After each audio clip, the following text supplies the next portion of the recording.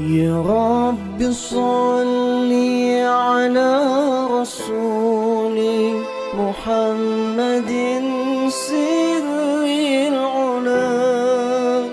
يا رب صل على رسول محمد سر العلا. Yang saya hormati rekan-rekan majelis zikir, yang saya hormati orang tua kami, tokoh agama. Bismillahirrahmanirrahim. Assalamualaikum warahmatullahi wabarakatuh.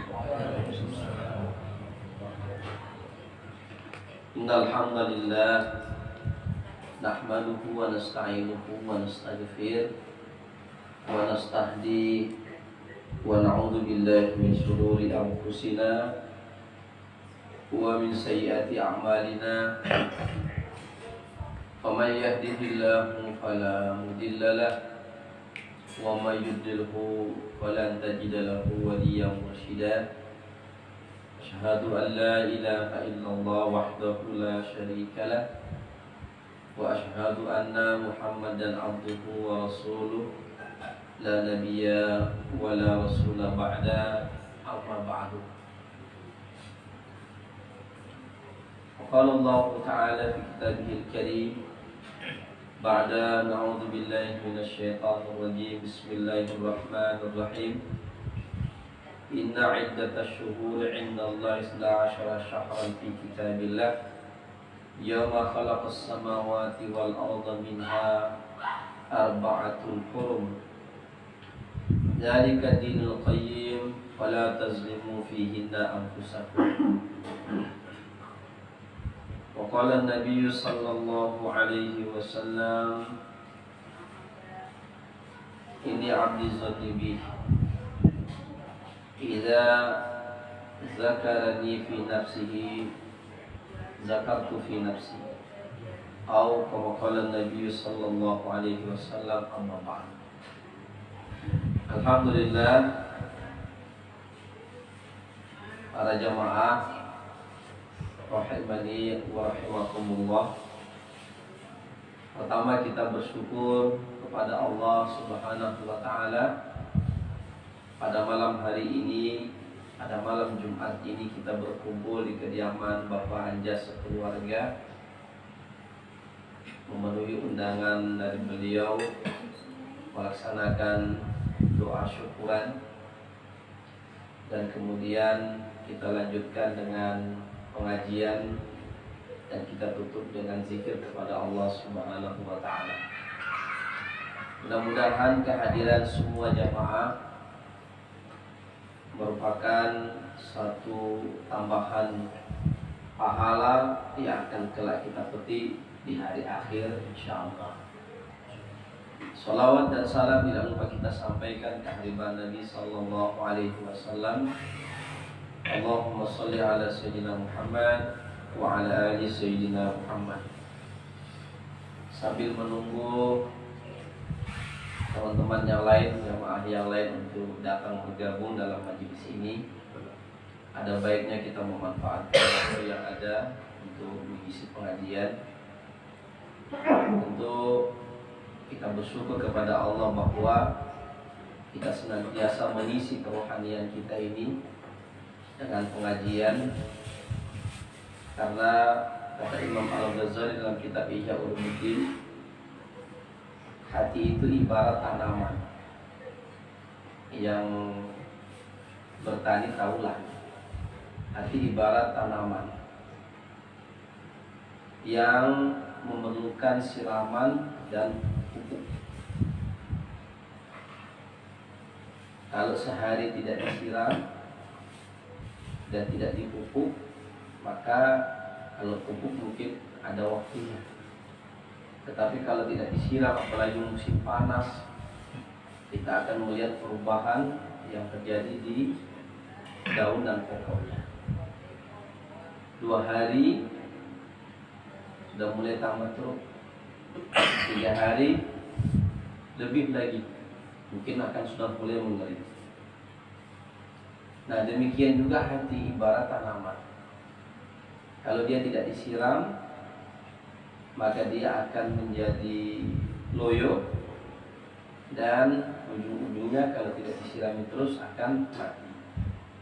Dan ada hati yang mati, ya, sehingga dia akan mengeras dan sangat sulit untuk menerima segala kebaikan-kebaikan dan kebenaran yang akan diberikan kepadanya. Inilah salah satu kepentingan kita untuk menjaga dan menghidupkan hati-hati kita, sanubari kita, dan juga menghidupkan senantiasa rohani kita. Saya pernah sampaikan bahwa kalau makanan jasad yang sudah kita makan hari ini, malam ini, itu adalah kebutuhan jasad kita, tapi kebutuhan rohani kita bukan berupa makanan. Kebutuhan rohani ini berupa ibadah, tausiah, baca Quran, zikir kepada Allah, bersedekah, dan segala macam bentuk ibadah. Itu adalah makanan hati. Oleh sebab itu kita mesti menjaganya dengan sebaik-baiknya agar hati kita senantiasa bersemi, agar senantiasa hati kita hidup. Ya, dan tentu wal aqibatu lit taqwa. Kebaikan-kebaikan itu tidak akan kembali juga kepada diri kita. In ahsantum li anfusikum. Kalau kamu berbuat baik, maka kebaikan itu akan kembali juga kepada dirimu sendiri. Wa in asatum falaha. Demikian juga sebaliknya, kalau kamu berbuat keburukan, maka keburukan itu akan kembali pula pada dirimu. Para jamaah sekalian dirahmati Allah Subhanahu wa taala, selanjutnya kita sampaikan sholawat dan salam kepada baginda Rasulullah sallallahu alaihi wasallam. Allahumma shalli ala sayyidina Muhammad wa ala ali sayyidina Muhammad. Kita kemudian pada malam hari ini mengirimkan satu Fatihah untuk Imam Al-Ghazali, karena kita akan membahas kitab yang beliau tulis, kitab Mukashafatul Qulub. Ala hadhihi niyyah wa ala niyatin salihah syaulillahi wa lakum al-Fatihah. A'udzu billahi minasy syaithanir rajim. Bismillahirrahmanirrahim. Alhamdulillahi rabbil alamin arrahmanir rahim maliki yaumiddin. إياك نعبد وإياك نستعين اهدنا الصراط المستقيم صراط الذين أنعمت عليهم غير المغضوب عليهم ولا الضالين. Para jamaah sekalian dirahmati Allah, di dalam Al-Qur'anul Karim saya mau mengulang-ulang dan mendakwahkan hal ini, bahwa Allah Ta'ala berfirman dalam surah At-Taubah ayat 36. Allah Ta'ala berfirman, inna iddatash syuhuri indallahi 12 syahran fi kitabillah yawma khalaqas samawati wal arda minha arba'atun hurum. Sesungguhnya di sisi Allah Subhanahu wa taala itu ada 12 bulan. Ya. Mulai dari Muharram, Safar, Rabiul Awal, Rabiul Akhir, Jumadil Awal, Jumadil Akhir, Rajab, Sya'ban, Ramadan, Syawal, Zulqa'dah, Zulhijjah. Jadi ada 12 bulan. Ketika Allah Subhanahu wa taala menciptakan langit dan bumi. Ya. Kemudian minha arba'atun hurum. Di dalam 12 bulan ini ada 4 bulan haram. Dikatakan bulan haram itu adalah bulan yang disucikan oleh Allah Subhanahu wa taala. Pada zaman orang-orang Arab dulu suka berperang, maka pada saat masuk 4 bulan ini mereka tidak boleh melakukan peperangan atau gencatan senjata. Ya. 3 bulan beriringan, 1 bulan memisah. 3 bulan yang beriringan itu adalah Zulqa'dah, Zulhijjah, sama Muharram. Yang bersendirian itu adalah bulan Rajab. Allah Subhanahu wa taala menjadikan di dalamnya ini dzalika dinul qayyim, itu adalah agama yang lurus. Wala tazlimu fihi anfusakum. Allah Ta'ala berfirman, jangan kamu melakukan kezaliman di dalamnya. Artinya kalau kita berbuat kezaliman, berbuat dosa kita di dalamnya, maka kita akan mendapatkan berlipat-lipat kali dosa. Ya, dan juga kalau kita melakukan amal kebaikan di bulan itu, kita mendapatkan berlipat-lipat ganjaran pahalanya. Oleh sebab itu kita akan dakwahkan ini ya. Setelah bulan Ramadan yang penuh dengan kesibukan kita beribadah, masuk bulan Syawal kita agak lengah. Nah, ini Zulqa'dah ini kita mulai rampingkan kembali, kita mulai atur kembali strategi kita. Ini cukup lama 3 bulan. Ya, 3 bulan ini manfaatkanlah dengan sebaik-baiknya. Momentum untuk kita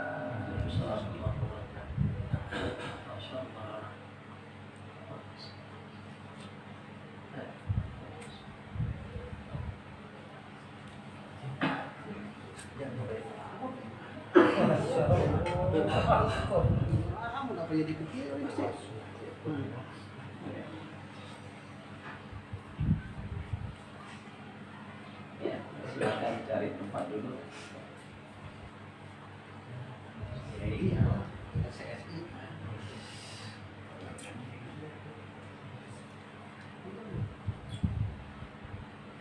Jadi 3 bulan ini adalah waktu yang sangat baik untuk kita naik kembali. Setelah kita futur selama 1 bulan Syawal, kita mulai naik menanjak kembali. Pelan-pelan kita naik.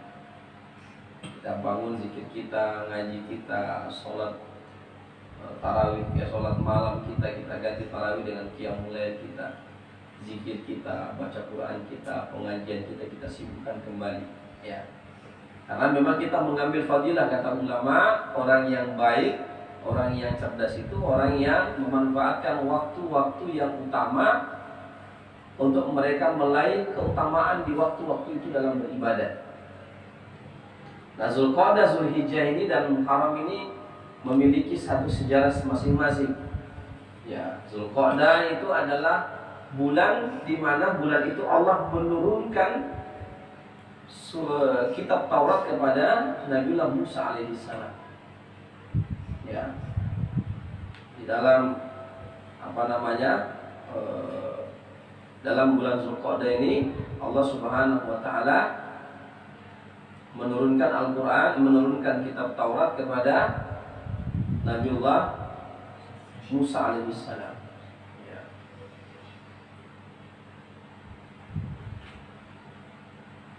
Allah taala berfirman ya, dalam surah Al-A'raf, wa wa'adna Musa 30 lailatan wa atmamnaha bi ashrin fatamma miqatu rabbih 40 lailatan wa qala Musa li akhihi Haruna ukhlifni fi qaumi wa aslih li wa la tattabi'is sabilal mufsidin. Ini bagus untuk kita betul-betul perhatikan. Dan kami telah menjanjikan kepada Musa untuk memberikan kepadanya kitab Taurat setelah berlalu 30 malam di bulan Zulqa'dah. Di bulan Zulqa'dah. Ya. Kemudian dan kami sempurnakan jumlah malam itu dengan 10 malam lagi di bulan Zulhijjah. Ya, makanya bulan Zulhijjah di 10 awal itu punya banyak sejarah ya. Di samping pada saat itu adalah pelaksanaan ibadah haji, juga di situ ada puasa Tarbiyah, Tasu'ah, sama Arafah, ada 3 hari. Kalau kita bisa 3 hari mulai dari Tarbiyah tanggal 8, Tasu'ah tanggal 9, Arafah juga kita laksanakan. Ya. Kemudian Muharram juga punya satu kemuliaan di situ. Hari Asyura tanggal 10 kita puasa Asyura di situ. Para jamaah sekalian dari Allah Subhanahu wa taala, Allah taala berfirman, maka sempurnakanlah waktu yang telah ditentukan Tuhannya menjadi 40 malam. Jadi Nabiullah Musa alaihissalam menerima Taurat itu selama 40 malam beliau berkhalwat di Bukit Tursina. Di Bukit Tursina. Ya. Kemudian Musa berkata kepada saudaranya, wahai Harun, gantikanlah aku dalam memimpin kaummu, dan perbaikilah dirimu dan kaummu, dan janganlah engkau mengikuti jalan orang-orang yang berbuat kerusakan. Jadi ketika beliau naik berkhalwat, beliau meninggalkan Nabiullah Harun, itu saudaranya. Jadi Nabiullah Harun yang memimpin umatnya dia tinggalkan. Jadi sunnah berkhalwat ini sudah ada dari zaman kenabian dahulu. Bukan sekarang Ustaz yang suruh. Kenapa kita mesti berkhalwat? Supaya kita paham siapa diri kita dan apa ibadah. Ya, setiap malam itu Imam Fudail bin Iyad itu merasa sangat senang, bersinar-sinar matanya kalau malam hari. Kenapa? Saatnya dia berkhalwat dengan Tuhan. Kalau siang hari dia bekerja, malam hari dia bermunajat, berdoa dengan Allah Subhanahu wa taala. Jadi sunnah daripada berkhalwat ini tidak hanya Nabi SAW saja. Ya, Nabiullah Musa alaihissalam juga berkhalwat. Bahkan 40 malam, 40 hari beliau sendiri di Bukit Tursina. Ya, sendiri di Bukit Tursina. Dengan kesendirian di Bukit Tursina, wah itu spiritualitasnya luar biasa. Ya, mendengarkan tasbih ya, semuanya alam. Ya. Ya, Masya Allah. Dan melihat kejadian-kejadian aneh ya, selama beliau melakukan amalia ibadah berkhalwat di Bukit Tursina. Itu keutamaan bulan Zulqa'dah diantaranya. Maka kita kuatkan amaliyah kita di sini. Para jamaah sekalian Allah SWT, saya kaitkan dengan kajian kita di kitab Mukasafatul Qulub ini terkait dengan fi ta'atillah wa mahabbatihi wa mahabbati Rasulullah SAW. Taat kepada Allah dan cinta kepadanya dan cinta kepada Rasulullah SAW. Malam hari ini saya akan memisahkan kisah ajaibnya para ahlul ibadah. Jadi kita mengambil istifadah, kita mengambil keutamaan itu, di mana kita di antara mereka. Oh jauh sekali, ya. Kita akan coba sampaikan. Yang pertama, wa hikayah anna Amr bin Ubaid kana la yakhruju min manzilihi ila li salasati di salati min ma'al jamaah wa li'iyadatul marid wa la hudurul janazah wa yaqulu ra'aitan nasa sarakan wa qata'an li tariq.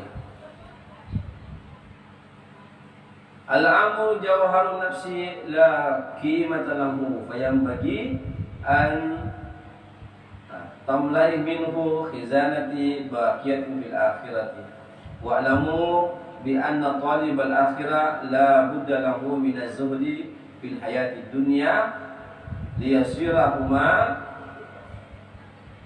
himmaha huma wahidan wa la yaktarifu batinahu min az-zahiri wa la yakunu hafazan al-hal illa bi dhabati az-zahiri wal batin. Wa qala asy-Syubli rahimahullahu ta'ala kuntu awwala yadaiti idza ghalabani an-nawma ihtalafal bil marhi fa idza zada 'ala al-amri ahmi mili fattahillu bihi. Dikatakan bahwa sesungguhnya Amr bin Ubaid tidak akan keluar dari rumahnya kecuali atas 3 tujuan saja. Yang pertama untuk sholat berjamaah, yang kedua menjenguk orang sakit, dan yang ketiga ya mengantar jenazah. Oh ini memang ahli ibadah ya. Dia udah sampai ke makomnya, yang kita masih agak jauh. Kemudian dia mengatakan, aku memandang manusia semua adalah manusia. Aku memandang semua orang adalah pencuri dan penyambung. Dia menyangka pula seperti itu. Ya, kenapa demikian? Padahal umur merupakan mutiara terindah. Ya, selayaknya dihiasi penuh dengan amalan akhirat. Mengertilah bahwa orang yang menghendaki akhirat akan menjauhi urusan dunia, agar tujuan hati tetap satu dan segi lahiriah tidak keluar dari batiniahnya. Sebab tidak mungkin memelihara satu perkara tanpa memperhatikan antara yang lahir dan yang batin. Jadi begini maksudnya. Ini kalau sudah sampai makom mereka memang sudah begitu perhatiannya terhadap dunia ini. Kalau kita masih belajar lagi, ya. Jadi beliau memang melihat, kenapa beliau mengatakan pencuri dan penyamun, karena ya kalau bersama dengan manusia maka waktunya itu akan terambil. Ya, artinya dicuri waktu dia dalam beribadah kepada Allah. Itu dia tidak mau. Dia menjaga betul amalia ibadahnya. Ya. Sama dengan kalau kita kebanyakan dengan manusia, ya, maka waktu kita untuk bersama dengan Allah itu kurang. Ya, mereka sudah sampai ke makom itu, ya, karena dengan berbagai macam amalia yang mereka lakukan. Karena ya kan dunia ini sangat singkat sekali memang waktunya. Ya. Waktu kita sangat singkat, sementara yang kita mau beli adalah surga dan segala keindahannya dan meraih mardatillah. Ya, kita hanya menyampaikan ini, ya silakan kita simak bagaimana kesungguhan mereka untuk meraih apa yang kekal di sisi Allah Subhanahu wa taala. Karena Allah sendiri mengatakan zuina lin-nasi hubbus syahwat minan nisa wal banina wal qanatir al-muqantarati minadh dhahabi wal fiddah wal khairil musawwamati wal an'ami wal harth dzalika mata'ul hayatid dunya wallahu 'indahu husnul ma'ab. Qul a'udzu bi khairin min dzalikum lilladzina taqaw 'inda rabbihim jannatun tajri min tahtiha al-anhar khalidina fiha wa azwajun mutahharatu wa ridwan minallah wallahu basirun bil ibad. Dihiasi manusia ini syahwat atau keinginan kepada wanita, ya, emas, perak, ya, tunggangan, pertanian dan lain sebagainya.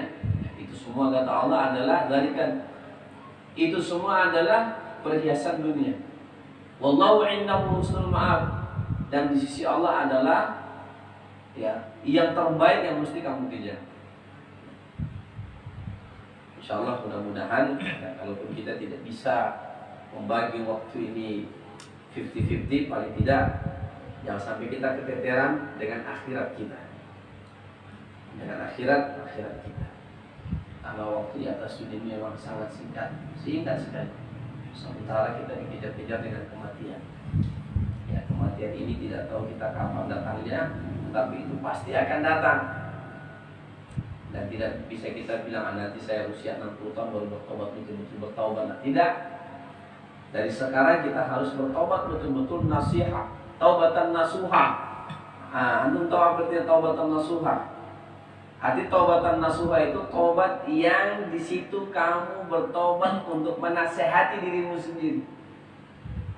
Jadi taubatmu itu memang betul-betul taubat untuk menasehati dirimu. Kamu jangan begini lagi, kamu jangan begitu lagi. Nah, itu maksudnya. Ya. Baik, saya lanjutkan. Ya. Kata Asy-Syubli rahimahullahu taala, kalau mengantuk menelanku, maka aku harus mencelakai mataku dengan garam. Mencelaki, bukan mencelaki. Dia kalau ngantuk, ibadah dia sholat malam ngantuk, dia taruh itu garam di matanya. Garam dia teteskan di matanya. Sampai segitunya mereka itu. Ini cerita yang mereka ini sampai segitu ya, luar biasa. Ya. Jadi kalau memang perih mata kan jadi tidak jadi kita ngantuk. Ya.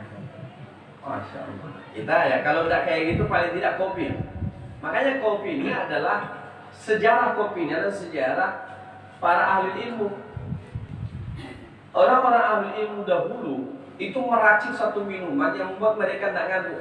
Lahirlah kopi. Maka kopi ini adalah minuman para ahli ilmu. Ya, orang mengkaji kitab misalnya, itu kan mereka mengkaji kitabnya satu malam, ya sambil minum kopi dia hilang ngantuknya.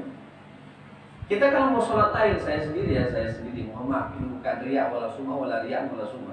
Obat saya kalau hilangkan ngantuk di malam hari, bangun siang mulai, kalau sholat malam, itu saya minum kopi. Saya siapkan minum kopi.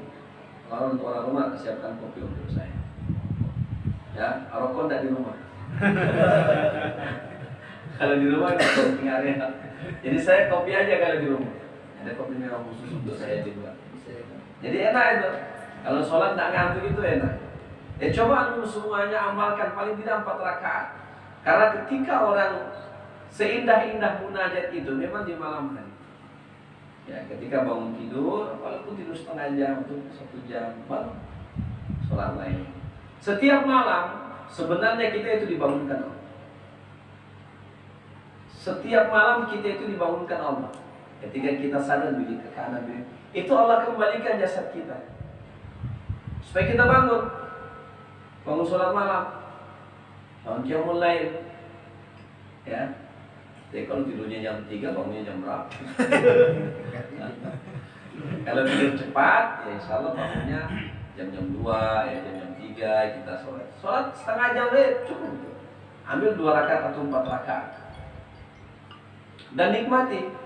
Oh, itu enak sekali munajat kepada Allah. Itu tuh amalan para nabi. Sholat malam itu amalan para nabi. Bisa jangan ditinggal. Ya. Amalan para nabi, para wali-wali Allah Subhanahu wa Ta'ala itu sholat malam. Silakan diamalkan. Dia mengatakan, maka aku harus mencelaki mataku dengan garam. Kalau masih mengantuk, aku pun mengoleskan pena celak di mataku, dicelakin matanya. Itu cara dia supaya menghilangkan ngantuk kalau mungkin mulai. Kata Ibrahim bin Hakim, bila ayahku mengantuk, ia menceburkan dirinya ke laut. Kebetulan main dekat laut ya. Jadi boleh kita mandi tengah malam, jam-jam 2 mau sholat malam itu lebih bagus mandi. Itu menghilangkan ngantuk. Tapi kalau kita tidurnya jam 1, itu susah untuk melawan ngantuk. Ya. Makanya ayat Allah mengatakan tatajafa junubuhum 'anil madaji' yad'una rabbahum khaufan wa tama'an wa mimma razaqnahum yunfiqun fala ta'lamu nafsun ma ukhfiya lahum min qurrati a'yun jazaa bima kanu yaksibun. Lambung mereka jauh dari tempat tidurnya. Mereka bangun qiyamul lail dengan penuh kekhusyuan, dengan kekhuduan. Ya, mereka melakukan amalia itu dengan penuh ketakutan dan kekhawatiran kepada Allah Subhanahu wa Ta'ala.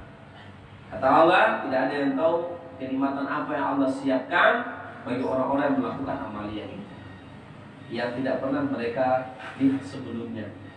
Makanya salah satu di antara amalan-amalan kita yang harus kita pertahankan adalah tarawih itu kita bawa di tengah malam.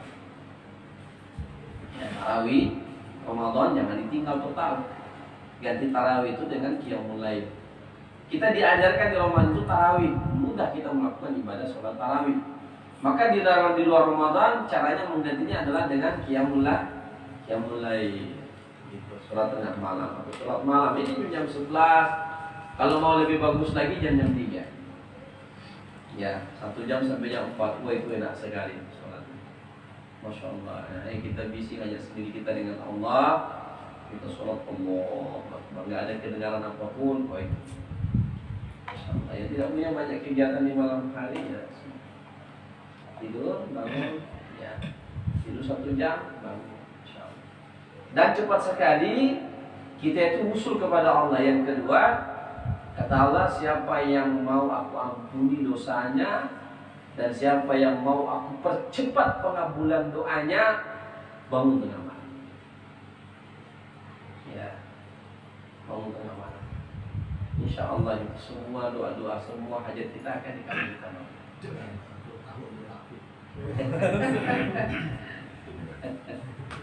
Ya.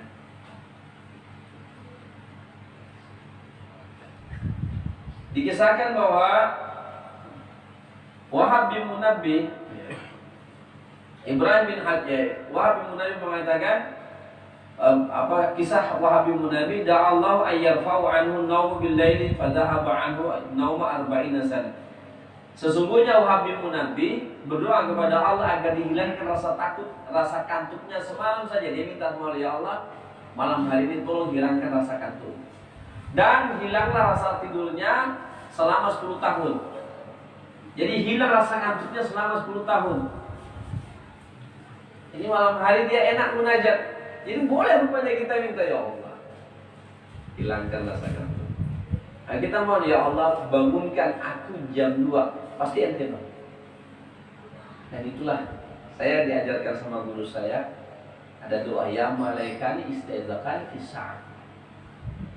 Ya, wahai dua penjaga malaikat dalam diriku, bangunkan aku. Misalnya saya minta bangun jam 2 karena besok saya mau ujian, biasanya saya pakai itu.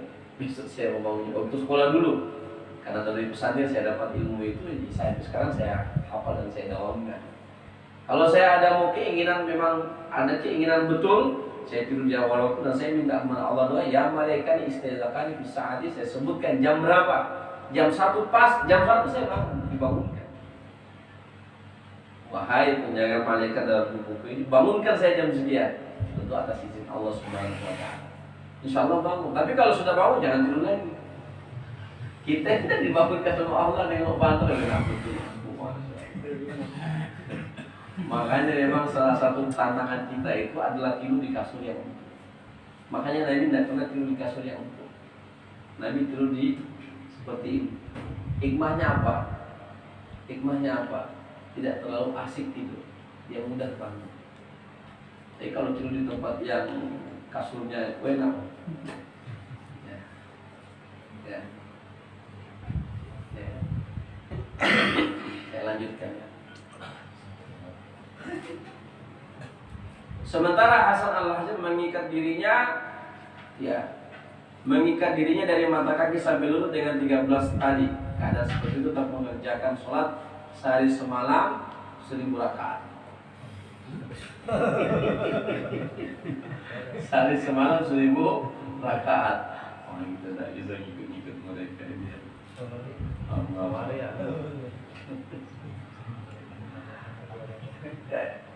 Imam Al-Junaid bekerja ke pasar membuka tokonya. Ia masuk dan menurunkan tabirnya dan mengerjakan sholat 400 rakaat. Siang hari 400 rakaat sholat. Masya Allah. Kemudian ia pulang dan Habsyi bin Daud mengerjakan sholat subuh selama 40 tahun dengan wudhunya sholat isya. 40 tahun dia sholat subuh dengan wudhunya sholat isya. Berarti semalaman dia ibadah. Wallahu a'lam bishawab. Ini kisah-kisah mereka yang kadang-kadang sakit betul kita kalau dengan kisah ibadah mereka. Ya, silakan minta sama Allah kekuatan dalam ibadah. Ya, dulu kita bisa nggak 40 hari ya, wirid 10.000 kali satu malamnya, tembus juga, ya kan? Sekarang setelah 40 hari tidak tembus, malah koyak. Ya, para jamaah sekalian berarti Allah Subhanahu Wa Taala.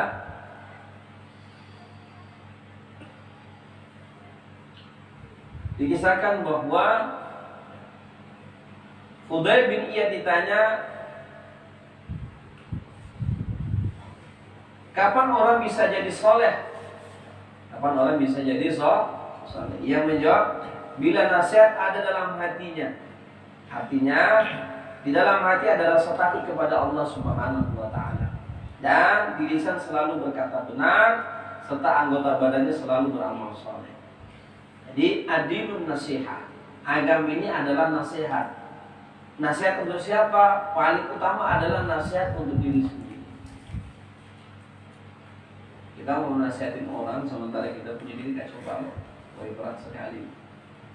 Ya. Makanya sebelum menasihatin orang, kita berupaya juga untuk menasihati diri kita sendiri. Ya. Kita berupaya untuk menasihati diri kita sendiri dengan melakukan amalia soleh. Saya lanjutkan.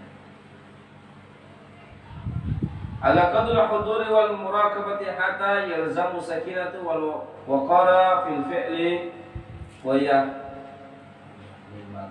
yahnamilu al ada wa la yuqabil masi wa yastaghfiru li kulli masin wa la ya'jibu bi nafsi wa la ya'lamu fa innal ajaba min sifati syaitan wa yanzuru ila nafsi bi'aini al-hiqarati wa ila salihina bi'aini al-ihtirami wa ta'zimi faman lam ya'rif hurmatu salihina haramallahu ta'ala sahibatihim wa man lam ya'rif hurmati ta'ati naza'a min qalbihi halawatiha.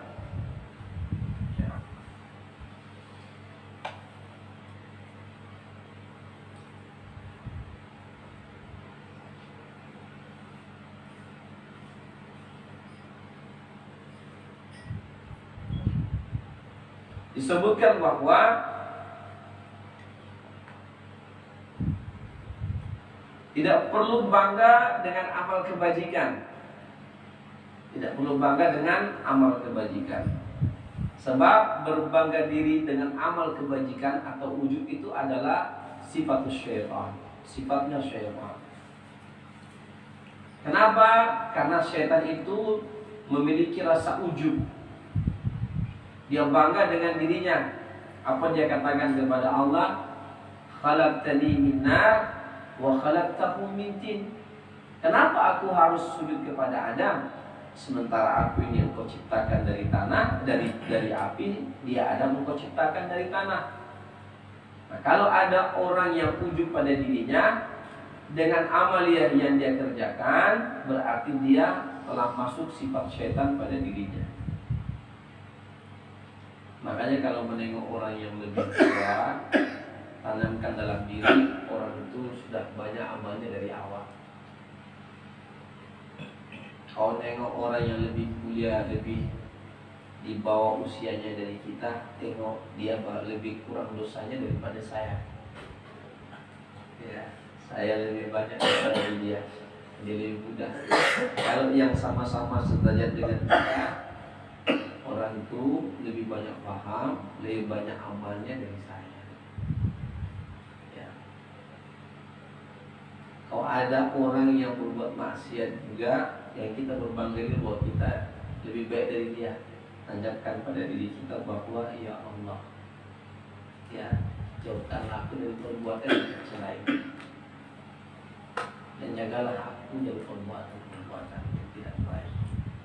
Mungkin dia nanti suatu saat akan engkau beri hidayah, sementara aku engkau akan cabut hidayah dari. Ampun ya Allah, jagalah hidayah ini dalam hati. Ya, jangan langsung kita hina orang. Siapa tahu suatu saat dia lebih baik daripada kita. Gitu.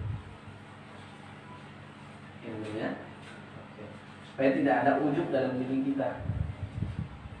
Aku lebih baik di majelis sini daripada mereka. Itu sifat syaitan. Ya. Kalau ada dalam diri kita seperti itu, langsung istighfar kepada Allah. Jangan. Ya, bisa jadi orang itu lebih baik dari kita.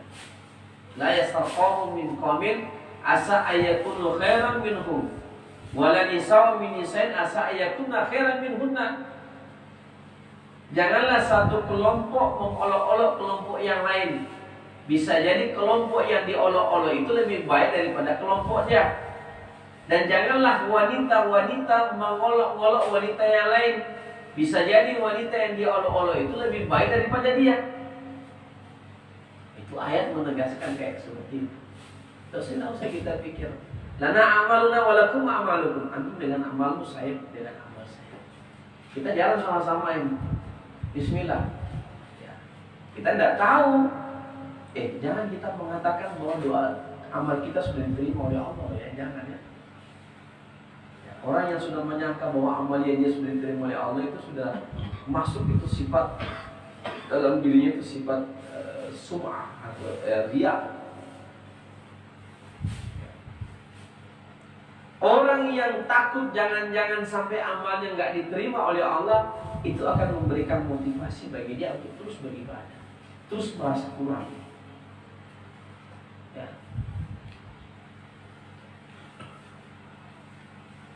Bahkan Nabiullah Ibrahim setelah membangun Ka'bah, beliau mengatakan, Rabbana taqabbal minna innaka antas samiul alim wa tub 'alaina innaka antat tawwabur rahim.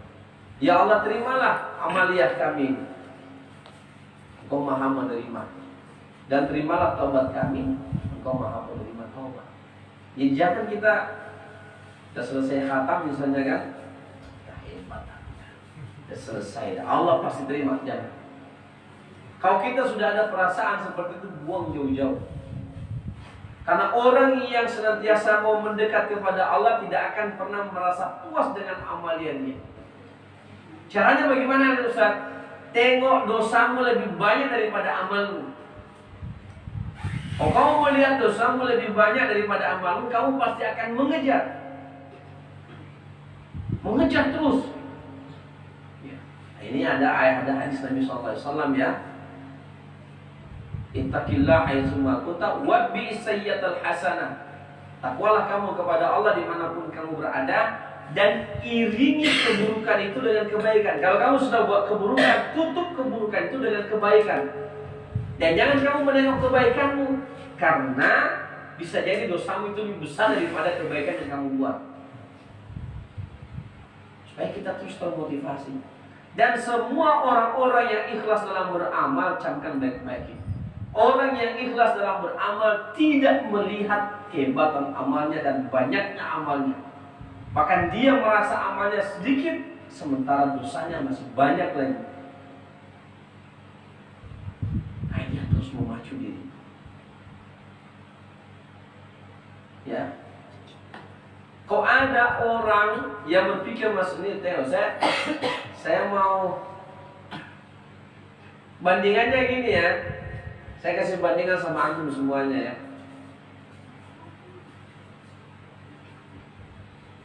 Bandingan antara orang pecinta dunia dengan pecinta akhirat itu hampir persis sama, cuma orientasinya berbeda.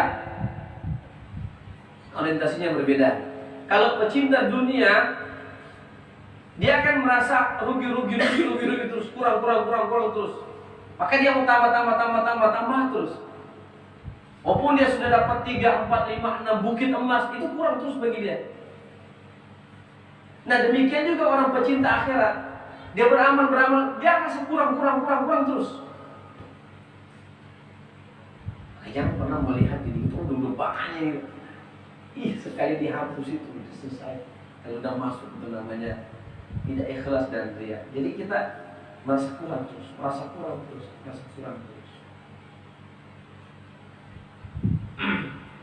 Ya. Makanya kalau begitu, kalau kita lagi down, lagi turun, tengok kawan yang rajin ibadah.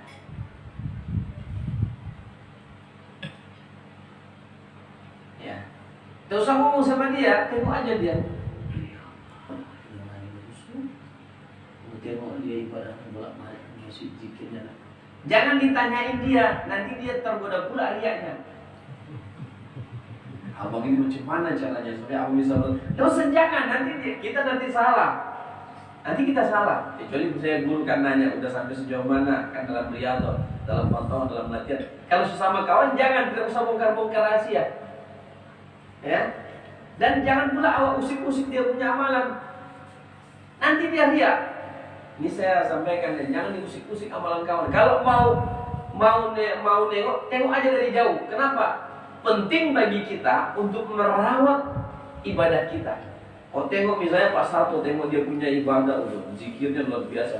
2 jam nih masih baru keluar masjid. Setiap hari begitu.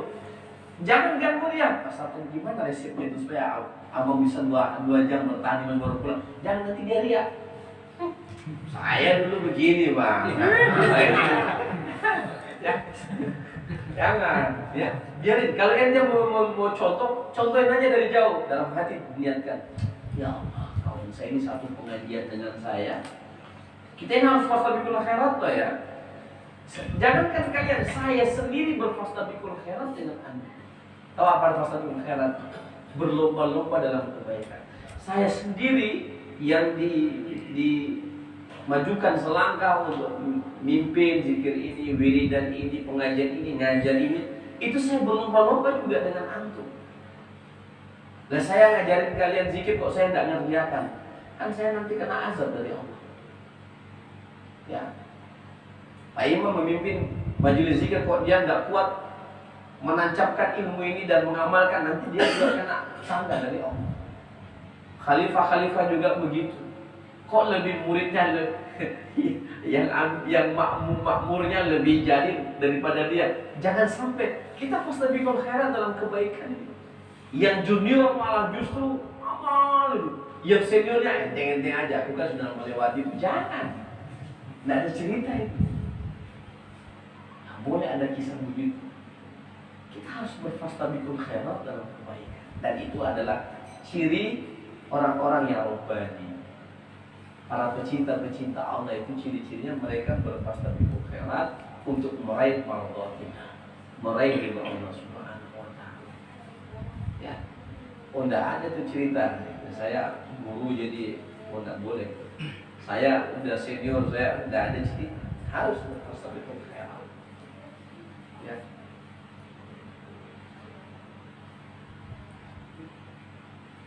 Kata beliau, pandanglah diri ini dengan hina dan tidak memahami keagungan yang lain. Jangan kita mengagungkan amal kita. Kadang-kadang kita sudah mengagungkan amal kita. Udah hebat, udah sampai. Jangan. Ente bisa melakukan itu karena Allah Ta'ala kasih kita kekuatan. Dan nikmati dan syukuri dan tambah kesyukuran itu. Kalau lagi turun, cepat-cepat naik, jangan lama-lama. Saya kasih contoh ya. Orang yang naik gunung dia naik gunung, puncak gunung ini kan. Kita ini sekarang lagi naik ini, naik gunung. Lepas Ramadan jatuh kita, jatuh ke bawah, ya kan? Kalau kita tidak berani naik lagi, tambah jatuh kita ke bawah, tambah kita meluncur bebas. Tapi ingat, kita naik, luka-luka kita. Kaki kita patah lah, siu kita berdarah lah, pinggang kita sakit lah. Kita naik ke atas tersep-sep lagi kan. Mulai lagi. Dan semua merasakan itu tanpa terkecuali. Maka harus naik. Kita maksa diri kita. Kita harus maksa. Kita harus disiplin. Ya. Apakah nanti di akhirat buat kita mau disiplin? Tidak bisa. Di akhirat itu hisab tanpa amal. Kata Imam Ali bin Abi Thalib radhiyallahu anhu, dunia ini adalah tempatnya amal tanpa hisab. Akhirat tempatnya hisab tanpa kita bisa beramal. Maka waktu yang kita ada ini, saya mungkin tinggal kurang lebih 20 kalau itu sunnah Nabi. 42 tahun, berarti saya tinggal 20 tahun lah. Waktu itu tinggal 10. Nah.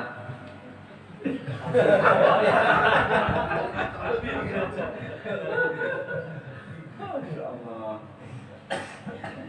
Kita sama-sama ya. Makanya waktu yang ada, saya selalu sampaikan, ulama mengatakan dan mengingatkan kepada kita, modal utama kita dalam beribadah itu adalah waktu. Modal utama kita beribadah adalah waktu. Kalau udah selesai waktu kita, idza jaa ajaluhu, kalau udah sampai kesepakatan kita dengan Allah, Allah tetapkan hari ini kamu mati, wala yastakhiruna sa'atan wala yastaqdimun. Kita tak bisa minta tunggu 1 jam lagi ya Allah. Atau kita minta dimajukan ya Allah, tak bisa. Ya, makanya di saat-saat yang enak seperti ini ya, saya sendiri memacu diri saya. Nanti kita tidak tahu besok ini kita bisa enak beribadah atau gimana ya. Kita tidak tahu kejadian besok yang menimpa kita apa. Entah kita celaka atau apa, kita tidak bisa duduk tasahud dengan enak. Mumpung lagi enak tasyahud, mumpung lagi enak ruku, mumpung lagi enak sujud, mumpung lagi enak duduk zikir Allah. Ini amal. Karena kita nanti akan disibukkan lagi dengan urusan dunia dan lain sebagainya. Ya. Para jemaah sekalian Allah Subhanahu wa taala, Allah Taala berfirman, ketika Nabi sallallahu alaihi wasallam dimirajkan, Allah Taala mengatakan, wahai Muhammad, bila engkau ingin jadi orang birai, orang yang birai itu orang yang terjaga dirinya dari hal-hal yang mengatakan dosa, maka zuhudlah terhadap dunia dan cintailah akhirat. Zuhudlah terhadap dunia dan cintailah akhirat. Zuhud itu tidak tamak dengan dunia. Kalau ada Allah beri sama antum, syukuri. Kalau Allah beri antum kelapangan, alhamdulillah, ya, syukuri. Ya, zuhud Zuhud itu bukan berarti kita tidak mau pakai baju yang bagus, kendaraan yang bagus, tidak. Karena Nabi mengatakan nikmal malus saleh. Hadisnya begini bunyinya, nikmal malus saleh lil abdis saleh. Sebaik-baik harta benda adalah harta benda yang ada di tangan orang-orang yang soleh. Kenapa? Kalau dia punya uang, dia akan sumbangkan, dia akan bagikan kepada tempat yang baik. Kalau dia punya kendaraan, dia akan membawa kendaraannya itu untuk mencari doa, ke pengajian, ya. Kalau dia punya istri, istrinya dia bawa ke pengajian, ya. Atau dia ajarkan, dia ada anak, dia ada harta. Pokoknya harta itu yang terbaik berada di tangan orang-orang yang soleh, karena akan bermanfaat dengan sebaik-baiknya. Itu kata Nabi SAW. Makanya kalau Bang Waria ada uang, dia mau beli Ferrari, beli aja.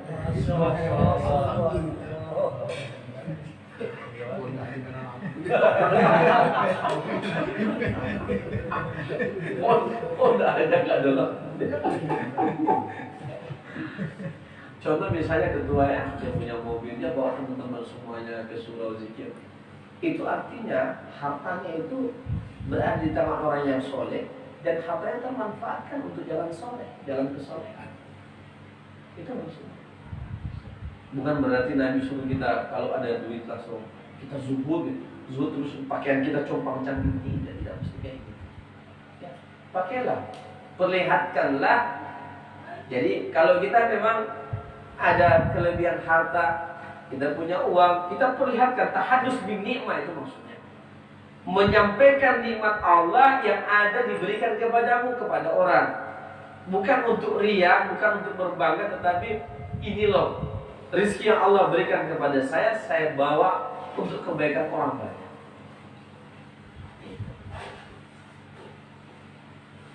Ataupun misalnya kita simpan, misalnya kita punya harta di bank misalnya, atau di mana.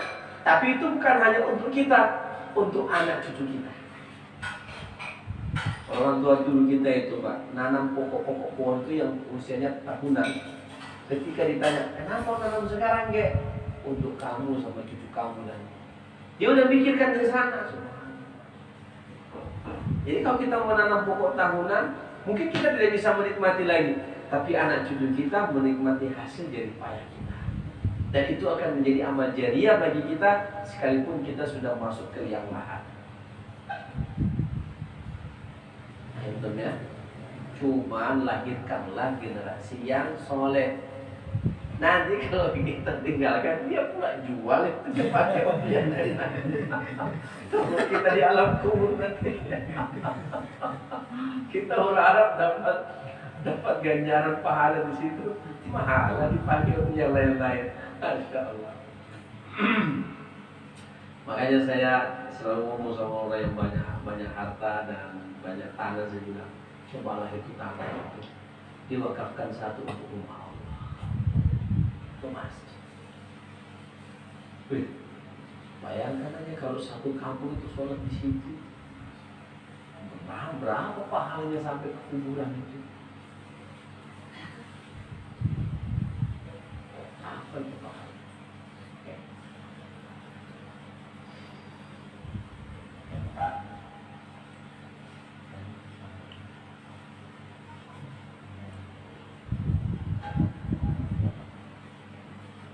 Kemudian ditanya sama Nabi Muhammad SAW, wahai Rabbku, bagaimana cara aku bisa berzuhud?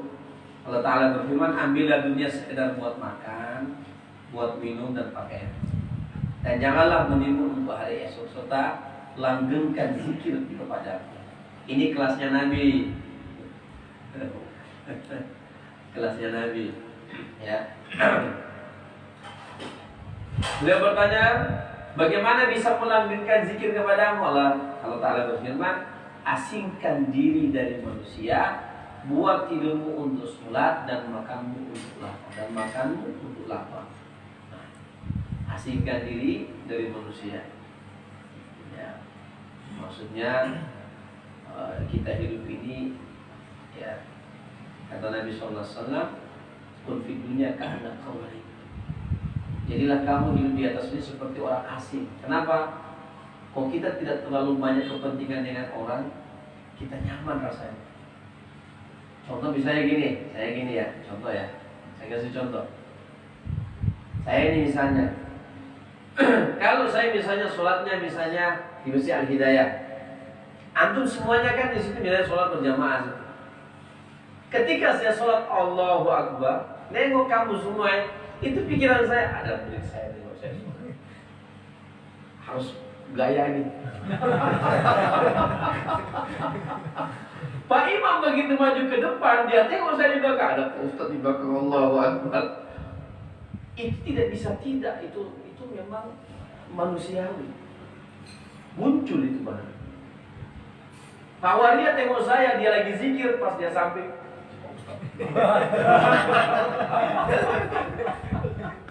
itu manusiawi.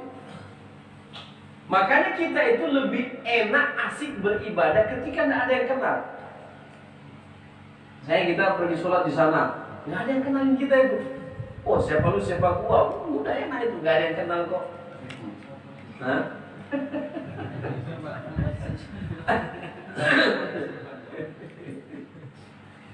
Nah, itu salah satu maksudnya ya, supaya kita tidak mencuri ya. Kalau nggak ada yang kenal, kita lebih nyaman.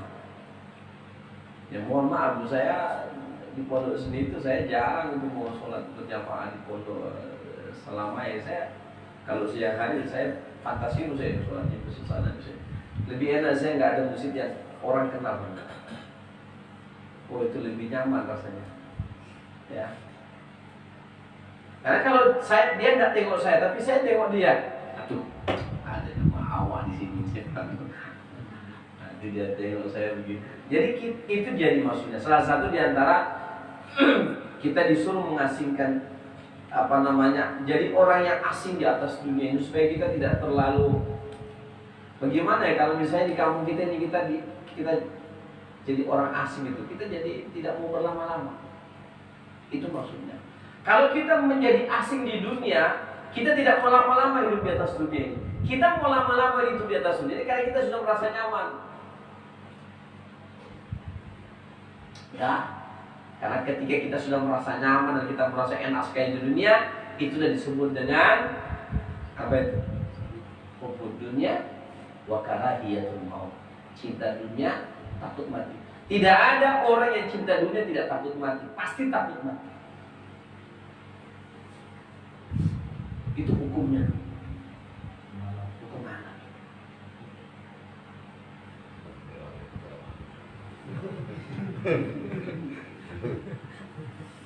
Bagi kira aku sangat mencintaimu. Iya deh, abang juga. Dunia akhirat.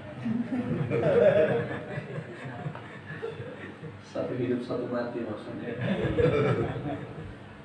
Begitu sudah mati, mana ada cerita? 2 hari. Kalau istri kita mungkin berkabungnya sampai 1 tahun ya. Tapi kalau kita berkabungnya itu belum lagi kering itu tanah merah, kita sudah lah.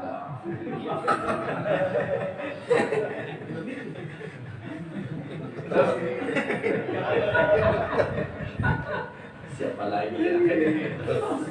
Ada ibu luar. Maaf ibu ya bercanda ya. Tapi kalau ibu itu masih setia, Pak.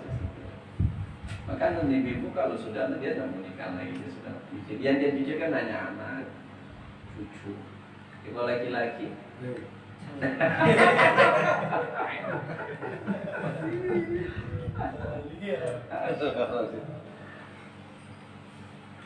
jadi kalau kita seperti itu hidup kita, insya Allah kita akan langgeng zikir kita di mana-mana. Baik. Ya. Nabi SAW bersabda, saya menyampaikan sabda begitu Rasulullah SAW.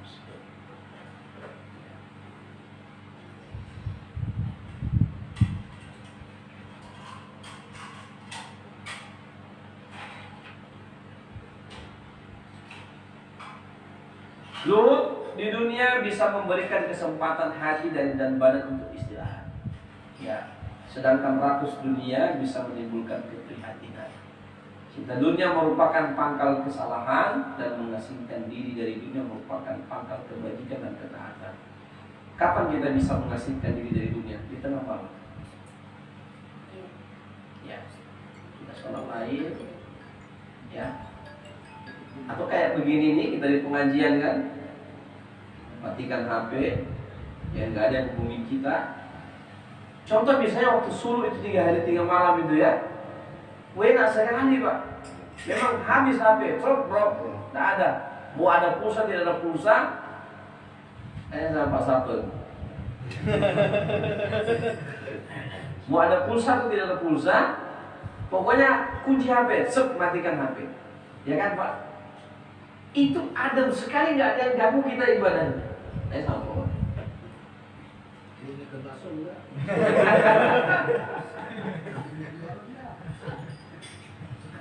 Cuma caranya gitu ya. Kalau kita misalnya mau berkhalwat, pakai sistemnya Nabi Musa alaihissalam.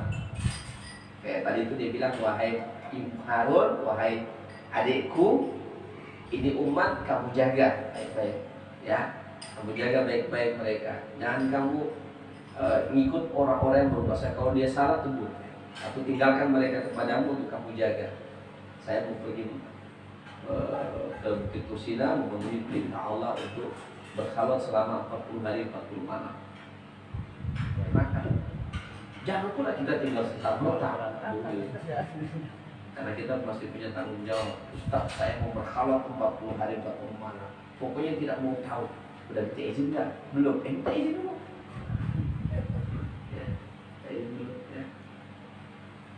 Yang masih punya beban dan tanggung jawab. Tapi kalau nggak ada, ya nggak apa-apa, nggak ada. Ya. Terakhir ya, saya sampaikan kisah melanjutkan yang terakhir. Ya. Panjang ceritanya, tapi nggak apa-apa. Hikayat rajulan ishtara ala gulamun faqala al-gulam ya maula anna li ma'aka thalathatu syurut ahaduha an la tamanni an salatil maktubah idza jaa waqtiha wa thani an ta'miru bi bin nahari ma syi'ta wa la ta'miruni bil laili wa thalith an taj'ala li manzilan fi baitika la yadkhuluha ghairi wa qala lahu rajul laka hadha syurut thumma qala ar-rajulu unzur fil baiti fatafa al-gulamu fawajada fiha baitan kharayan masyaallah.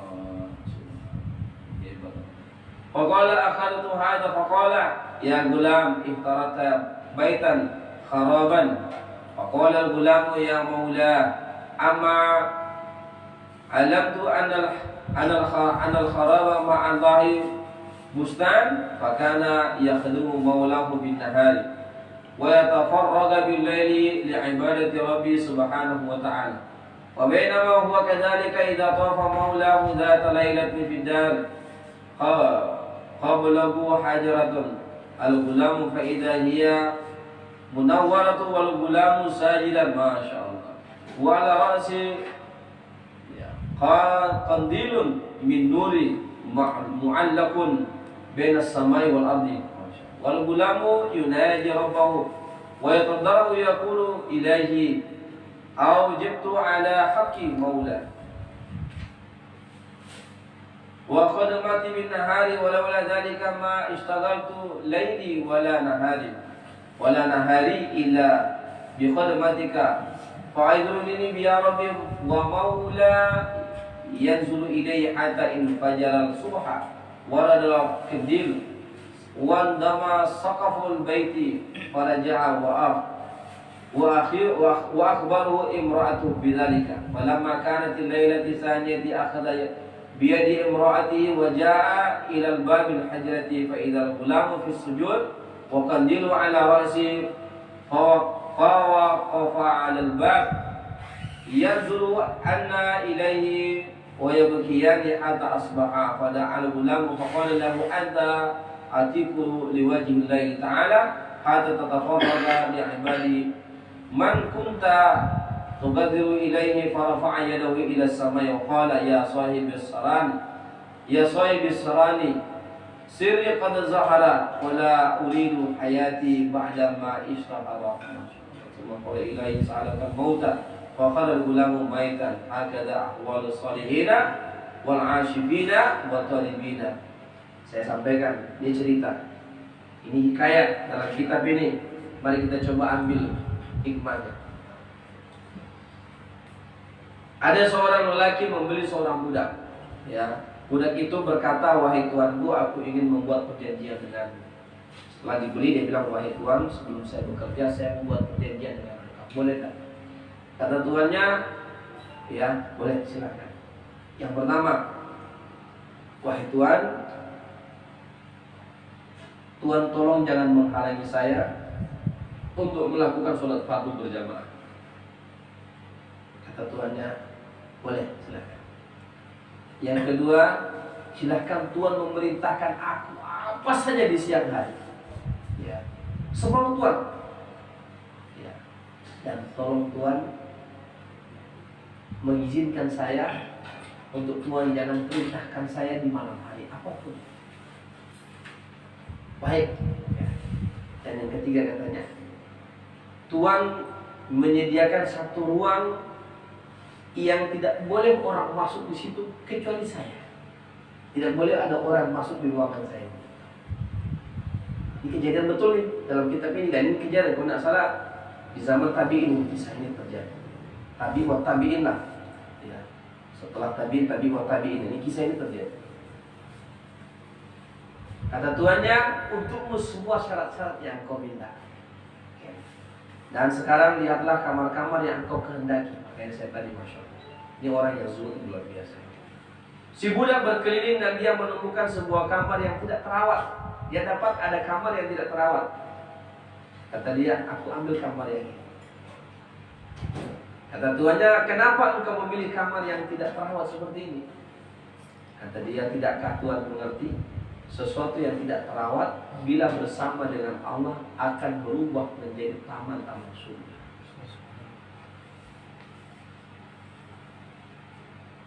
Tapi sementara sesuatu yang terawat, sesuatu yang indah dipandang manusia, kalau tidak bersama dengan Allah di situ, maka menjadi neraka bagi orang yang tinggal di situ. Banyak kejadian kayak gitu. Sampai sekarang paling, walaupun rumah kita kayak begini misalnya apa adanya, tapi di sini ada TPQ. Ini mohon maaf ya, diberikan kesolehan. Ini jangan pernah melihat tempat yang zolim, tapi bagaimana tempat kita bersama Allah di sana. Bisa tekankan kepada semuanya. Jangan melihat tempatnya, tapi lihatlah tempatnya itu ada Allah bersama denganmu atau tidak. Kalau Allah tidak bersama denganmu, hanya antara dua pilihan. Kalau tidak Allah bersama denganmu, berarti syaitan bersama denganmu. Ya. Kemudian dia pilih tempat yang buruk tadi itu yang tidak terawat. Selanjutnya si budak melayani tuannya di siang hari dan dia berzikir di malam hari dan beribadah di malam hari, zikir ibadah, zikir ibadah. Sehingga ya suatu ketika tuannya mengelilingi rumahnya dia keliling. Kalau istilah Jokowi apa namanya itu? Belusukan. Sampailah dia pada kamar si budak, dia sangat terkejut. Kenapa? Kamar itu berubah bercahaya, sementara dia melihat budaknya itu sementara bersujud kepada Allah. Kejadian ini bukan main-main, ini kisah. Cuma namanya dia tidak sampaikan di sini namanya oleh Imam Al-Ghazali. Tidak mungkin Imam Al-Ghazali berdusta mengarang-arang cerita. Ya. Dia dapati si budak itu lagi bersujud kepada Allah.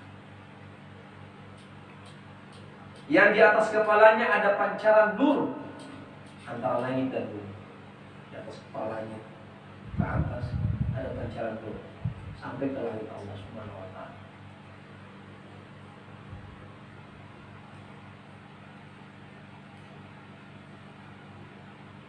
Si budak bermunajat merendahkan dirinya, wahai Tuhanku, engkau bebankan kewajiban kepadaku terhadap Tuhanku di siang hari. Ya.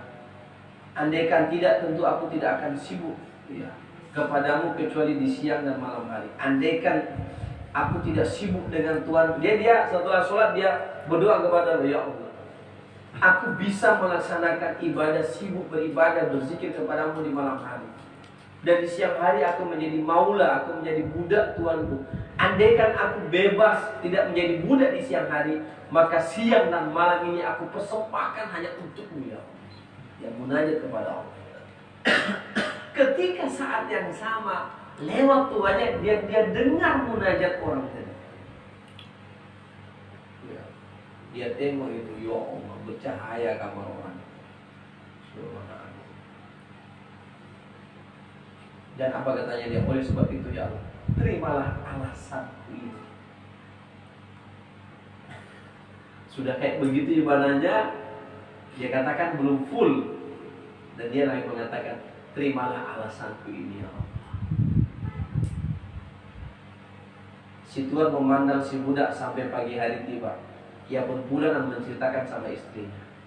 Pada malam kedua dia mengajak istrinya melihat kamar si budak, melihat si budak bersujud dan sorotan cahayanya dari memancar dari kepalanya. Mereka memandang si budak yang berpintu sambil menangis. Tiba-tiba ia memanggil budak dan berkata, wahai budak, sekarang engkau kumerdekakan karena Allah, karena munajatnya kan yang benar. Sambil menangis kata tuannya, wahai budak, sekarang engkau kumerdekakan karena Allah. Ya.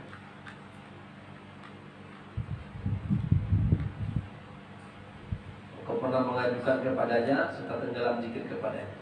Namun si budak langsung menengadahkan tangannya ke atas dan berdoa, berkata kepada Allah, wahai Allah, Zat yang memiliki rahasia. Ini doa dia. Nanti saya baca. Afwan.